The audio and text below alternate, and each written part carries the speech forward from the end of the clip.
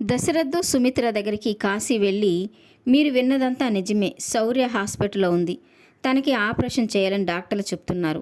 Operation చేయించేందుకు 45 లక్షలు కావాలంట. బావ దగ్గర అంత డబ్బు లేదు. ఆపరేషన్ చేయకపోతే శౌర్య దక్కదేమోనని భయంగా ఉంది, అందుకే మీ దగ్గరకు వచ్చి ఈ విషయం చెప్తున్నాను అని చెప్తూ ఉంటాడు. ఇక ఆ మాటతో ఒక్కసారిగా సుమిత్ర, దశరథ్ అయితే షాక్ అయిపోతూ ఉంటారు. ఇక దశరథ్ అయితే మా చెల్లెలు చెప్పింది నిజమేనన్నమాట, మరి ఫోన్ చేస్తే తీయచ్చు కదా అని అంటుంటాడు. ఇక సుమిత్ర అయితే, ఇంటికి వచ్చి సాయం అడిగితే చీ అన్నాక మళ్ళీ మన ఫోన్ను ఎలా ఎత్తుతారండి? దీప నా ప్రాణాలు కాపాడింది, ఇప్పుడు తన కూతురి ప్రాణాలు కాపాడే బాధ్యత నాపై ఉంది, మీరు వెళ్ళి ఒకసారి మామయ్య గారితో మాట్లాడండి అని చెప్తూ ఉంటుంది.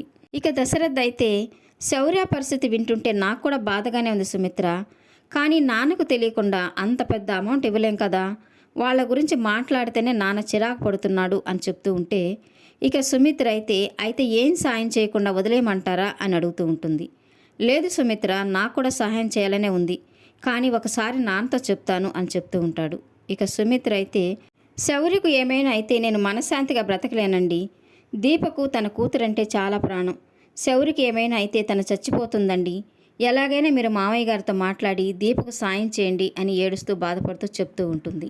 ఇక హాస్పిటల్లో డాక్టరు కార్తీక్తో చెప్తూ ఉంటాడు, ఆపరేషన్కి ఇక 4 గంటలే టైం ఉంది, స్పెషలిస్ట్ డాక్టర్ ఇక్కడికి వచ్చేందుకు బయలుదేరారు, ఆపరేషన్ కోసం మేమంతా సిద్ధం చేస్తే మీరు 4 లక్షలే కట్టారంటే కార్తీక్, ట్రీట్మెంట్ ఆపేస్తే పాపకు ఎంత సీరియస్ అనేది మీకు అర్థమవుతుంది, ఈ ఆపరేషన్కి వాడే మెడిసిన్ చాలా ఖరీదైంది, ఈ హాస్పిటల్ ఇప్పటి వరకు మీరు కట్టిన మొత్తం ట్రీట్మెంట్కే సరిపోదు, మీరు తెలుసు అనే నమ్మకంతోనే నేను ట్రీట్మెంట్ కొనసాగిస్తున్నాను, నువ్వు అందరి ముందు నన్ను దోషిలాగా నిలబెట్టేటట్టున్నావే, నేను కూడా ఇక్కడ ఒక ఎంప్లాయీనే కార్తీక్, అర్థం చేసుకో, లేకపోతే నేను ట్రీట్మెంట్ ఆపేయమని చెప్తాను అని చెప్తూ ఉంటాడు.